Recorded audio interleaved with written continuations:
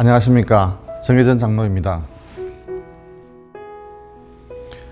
먼저 중성교회 창립 27주년을 주님과 함께 기뻐하며 이렇게 귀한 간증의 기회를 주심을 감사드립니다. 참으로 부족한 제가 중성교회를 통해 받은 은혜가 너무 많습니다. 저는 1999년 12월 병원 개원을 앞두고 기도로 준비하겠다고 생각하면서 단일 교회를 찾던 중 충성교회를 선택하게 되었습니다. 선택을 한 이유는 먼저 새벽기도가 1부, 2부로 나누어져서 기도하는 교회라 믿음이 갔었고, 개척교회임에도 먼저 선교를 우선시하고 남을 돕는 교회라는 데 호감이 갔습니다. 몇 번 출석을 해보니 담임 목사님의 설교가 무척 은혜가 되어 아내와 같이 등록을 하였습니다. 그 이후로 22년간 참으로 많은 일들이 있었고, 많은 믿음의 동력자들과 좋은 만남과 교제, 그리고 교회의 여러 일들을 직접 경험하며 삶을 아름답게 살아올 수 있었습니다. 돌이켜보면 모두 하나님의 은혜였습니다. 몇 가지 기억에 남는 일들을 나누어 보겠습니다. 먼저 예배입니다. 충성교회는 말 그대로 충성을 다하는 교회였습니다. 목사님께서 이렇게 하자고 하시면 군소리 없이 그렇게 따라가면서 순종하였습니다. 우리 교회는 참 예배도 많고 모임도 많았습니다. 새벽 예배도 2번 드리고 주일 예배도 많을 때는 오후 예배까지 드렸으며, 저녁 예배는 항상 9시를 넘기곤 마쳤습니다. 3월, 9월 특별 새벽 집회가 되면 온 교회가 들썩들썩했습니다. 순서를 맡으신 권사님이나 여자 집사님들은 새벽부터 고운 한복을 예쁘게 차려 입으시고 오셔서 맡은 부분을 감당하셨고, 교회 주변은 빈자리 없이 주차되고 서둘러 교회로 달려가는 사람들로 붐비곤 하였습니다. 거기에 찬양대 순서가 되면 최소 1시간 이전에 와서 찬양대를 섬기게 되었고, 새벽 1부를 찬양하고 돌아가다가 2부를 맡은 목사가 사람이 적으면 다시 거기서 찬양을 도와서 하고 가기도 했습니다. 그래도 그 시간들이 참 좋았고, 그때의 그 예배가 미끄럼이 되고, 그때의 그 기도가 주님께 상달되어 많은 성도들의 삶을 생명의 삶으로 이끄는 원동력이 되었음을 고백합니다. 구역 예배도 참 좋았습니다. 예전에 어릴 적 다니던 교회에서 구역 예배하는 모습을 보면서 자랐던 저는 구역 예배에 대한 부정적 생각이 있었습니다. 2-3분의 권철들이 모여서 찬양 2곡 정도를 부르시고 성경 말씀 같이 읽고 기도하고 헌금하고 마치시는데, 어릴 적 제가 느끼기엔 구역 예배는 참 재미가 없구나 하는 생각이었습니다. 그런데 충성교회 구역 예배는 그렇지 않았습니다. 저녁 9시경 모여서 같이 다과를 나누고 찬양하고 예배하고 삶을 같이 나누는데 이 시간이 너무 재미있고 즐거워 마칠 때 새벽 2시가 넘어서 집에 돌아간 적이 참 많았습니다. 그래도 그 시간이 기다려지곤 했습니다. 처음 구역장님은 최재인 장로님이셨는데, 많은 분들이 그 구역을 거쳐가면서 또 새로운 구역장을 탄생시키고 또 새로운 구역을 만들어가곤 하였습니다.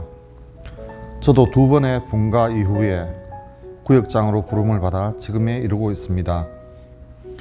구역 예배를 통해 참 많은 은혜를 받고 구역원들과 함께 깊은 대화와 교제를 나누는 삶이 참 좋았고, 지금 또 그분들과 언제 봐도 좋은 그런 사이가 된 것 같습니다. 찬양대도 참 열심히 했던 것 같습니다. 지금 은혜 찬양대의 이전 이름은 샬롬 찬양대였습니다. 당시에는 20여 명의 찬양대원들이 같이 찬양을 드렸고, 좀 인원이 늘었을 때도 채 30명이 안 되었습니다.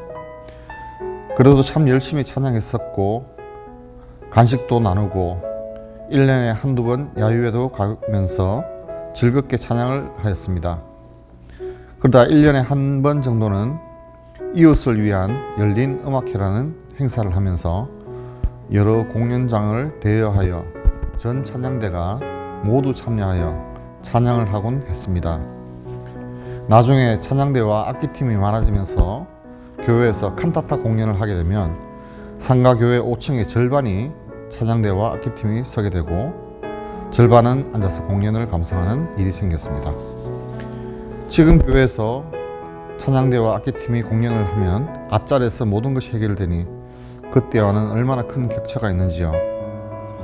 이 귀하고 아름다운 교회당을 허락해 주신 하나님께 감사와 성을 올립니다. 그리고 단기 선교입니다. 저는 2005년 캄보디아 하기 단기 선교를 처음 참가하게 되었습니다. 말로만 듣던 참으로 가난한 나라 캄보디아를 가게 되었습니다. 어느 정도 사전 정보를 가지고 참석하였지만 실제로 보고 듣고 느낀 현지의 모습은 참으로 많이 달랐습니다. 캄보디아의 프놈펜에 도착하여 목적지인 캄퐁섬으로 가는 길은 오직 왕복 1차선의 도로만 있었고 다른 중간 도로는 없었습니다. 길 옆에는 건물이라고는 없었습니다. 이후에 최근 2018년에 마지막으로 찾았던 그 길은 지금은 너무나 바뀌어서 길도 많이 생기고 길 옆에는 새로운 건물들이 얼마나 많이 생겼는지 정말 격세지감을 느끼게 되었습니다. 가는 곳곳마다 가난한 아이들이 얼마나 많은지요.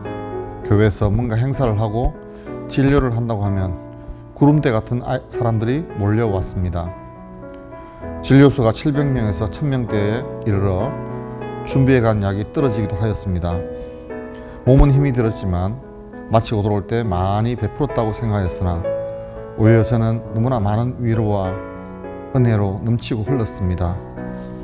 그 이후 저는 매년 빼먹지 않고 선교를 다녔습니다. 그것도 주님의 온전한 은혜입니다. 부족한 저를 써주시는 주님, 저를 통해 복음과 은혜가 그 땅에 흘러갈 수 있다는 생각이 저를 그곳으로 이끌었습니다. 이것도 충성교회 아니었다면 결코 누리지 못했을 은혜였습니다. 이제 충성교회는 27년의 청년의 시기가 되었습니다. 이제껏 달려온 모습만 반추하기에는 너무나 젊은 교회입니다. 그래서 앞으로 달려가야 하고 받들어야 할 사명이 훨씬 많은 교회라고 생각합니다. 앞으로 50주년이 되었을 때 충성교회는 어떤 모습일까요? 그때가 되면 더 나은, 더 성숙된 충성교회가 되었으면 좋겠습니다. 우리가 다 같이 꿈꾸고 기도하며 충성을 다하며 나아가야 가능한 일이라 생각합니다.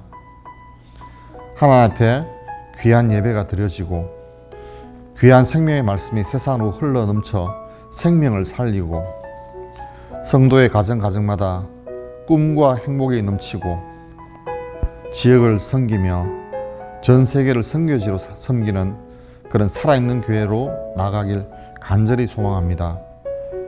이 일을 위해 저도 열심히 달려가겠습니다. 그리고 여러 성도님들도 하나님께서 기뻐하시는 아름다운 충성교회가 되기 위해서 같이 힘차게 달려가십시다. 감사합니다.